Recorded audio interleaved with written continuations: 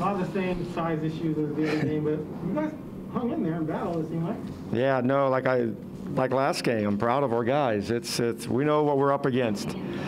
This team, Utah, and this team is one. They haven't had. I don't know if they even had a protocol issue, but they got a lot of experience, and this team is championship ready now, and their bench is good. I mean, they got size. They're shooting. I thought we did a good job. We competed. Did a much better job in the second half, but we knew we had to throw some different strategies at them in the first half, and they was able to get what they needed in the paint. But we took them off the three-point line. They're the best three-point shooting team in basketball. They take 42 a game, and tonight they only had 29.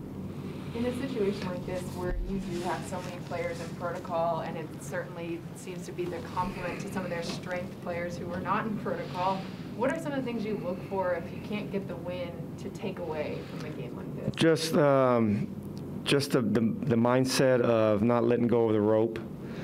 And we know we don't have a lot of room for error, and we're going to have to make some shots.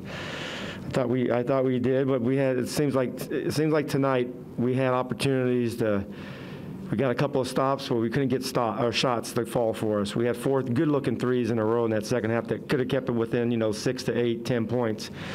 But like I said, that team is championship ready and they're healthy. That's no excuses. Those are facts. And we're battling a lot of different things, but we're still battling, and that's the key to me. I mean, I don't want to sit up here every night and talk about moral victories, and we played hard, and our locker room is not. They're not happy with that either, which is a good sign. We want to play well.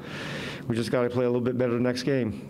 One of the things that's been interesting the last 7 games, seeing Larry move into that starting spot, is the chemistry that he's developing with Dame. How have you seen that take this starting rotation to another level? No, it's been great. I his passing and playmaking, and he knows how to play. He's another guy he's looking for our main scorers. Every team, you have scorers, you have ball movers, you have screen setters, there's roles, and he understands his roles, and you can see him always doing dribble handoffs to Dame or Norm, and those are good connections. And he's, when CJ gets back, he's going to have that same type of connection with him. But yeah, it's him and Dame. They have a good little connection at the top. How do you think Ricky Perry did tonight? Great, man. It's amazing how. It's mind-boggling. There's so many good players in the world, and it's just tough to make it. It's tough to make it. I mean, there's 30 teams. There's 450, and what is it? 62-way guys, and these guys aren't even those players, and they're making an impact. They play hard, and they know how to play. They're going to be NBA players. They just have to find the right spot. They got a spot right now with us, and I don't know if it's temporary. I don't know if it's long term, but they're definitely, to me, these guys. They have NBA material written over, and sometimes it takes 2 years, 3 years, 4 years, and there's a lot of coaches that like those guys that fight and not give up and keep fighting, and they might have to be one of those guys. But they've made an impact in the 96 minutes I've gotten to know them. What's the main thing maybe you and Chauncey hope that this team can get out of these experiences, given that half the team out and just keep developing a toughness trait. This is not only the physical part. This is mentally exhausting. I mean, you have to deal with a lot of stuff because every play down the court there's not a lot of room for error. You don't have anybody protecting the rim at any given time. I mean, Larry's doing the best he can, but he's really our only big out there. And then when he comes out of the game, Reggie's our only big out there. And like I said, he wasn't here. He wasn't here, 49 minutes ago. But I like the fact that he plays. We're finding out, when you go through tough times, you gotta fight through it. Nobody's going to keep. You don't, even the good teams that win a championship, they don't just go there and get there and win 16 games easy. They go ups and downs, and we're going through a down right now. And we're going to get out of it together. Dame has always been a great leader, but what have you seen from him these last few days in terms of how he's handled this situation with so many guys out and Yeah, and brand new players coming in. And that's hard. I mean, it's hard to be a star player. It's not easy. I've seen it. I've coached a bunch of them, high-level star players, like superstars, top 75. Played with a lot of superstars. It's not easy. It's not easy because you got to be on all the time, and you got to lead with your, not only with your voice but your actions.